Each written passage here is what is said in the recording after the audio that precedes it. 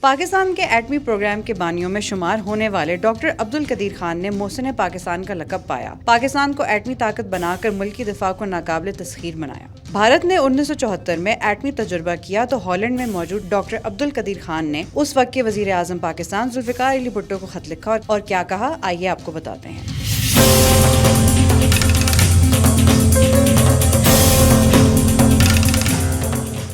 بھارت نے 1974 میں ایٹمی تجربہ کیا تو ہالینڈ میں موجود ڈاکٹر عبدالقدیر خان نے اس وقت کے وزیر اعظم پاکستان ذوالفقار علی بھٹو کو خط لکھا کہ میں پاکستان کے ایٹمی پروگرام سے منسلک ہونا چاہتا ہوں۔ بھٹو نے انہیں فوری طور پر پاکستان آ کر ملنے کی دعوت دی۔ دسمبر 1974 میں ذوالفقار علی بھٹو نے اس وقت کے سیکرٹری خارجہ آغا شاہی کے ہمراہ AQ خان سے ملاقات کی۔ اس کے بعد doctor AQ Khan Pakistan atomic energy commission سے منسلک ہو گئے۔ ان دونوں اٹامک انرجی کمیشن کے سربراہ ممتاز ایٹمی سائنسدان منیر احمد خان تھے، جنہیں کچھ عرصے بعد ہٹا کر ڈاکٹر AQ خان کو اس کا سربراہ مقرر کر دیا گیا۔ کچھ عرصے بعد جنرل ضیاء الحق نے مارشل لاء لگا کر اقتدار پر قبضہ کر لیا، تاہم ڈاکٹر AQ خان کی سربراہی میں پاکستان اٹامک انرجی کمیشن اور خان ریسرچ لیبارٹریز پاکستان کے ذریعے پاکستان کو ایٹمی قوت بنانے میں مصروف رہے۔ سال 1987 میں اس وقت ایک اخبار کے مدیر مشاہد حسین نے ممتاز بھارتی صحافی کلدیپ نیر کا ڈاکٹر AQ خان سے انٹرویو کروایا، جس میں ڈاکٹر خان نے بتایا کہ پاکستان ایٹم بم بنانے کی صلاحیت رکھتا ہے۔ یہ خبر دنیا بالخصوص بھارت کے لیے کسی دھماکے سے کم نہ تھی۔ ضیاء الحق کے بعد بے نظیر اور پھر نواز شریف کی حکومتیں آئیں تو پھر ڈاکٹر AQ خان کا کام جاری رہا۔ 11 مئی 1958 میں بھارتی ایٹمی دھماکوں کے بعد 28 مئی کو اس وقت کے وزیر اعظم نواز شریف کے حکم پر بلوچستان میں چاگی کے مقام پر ایٹمی دھماکے کیے گئے۔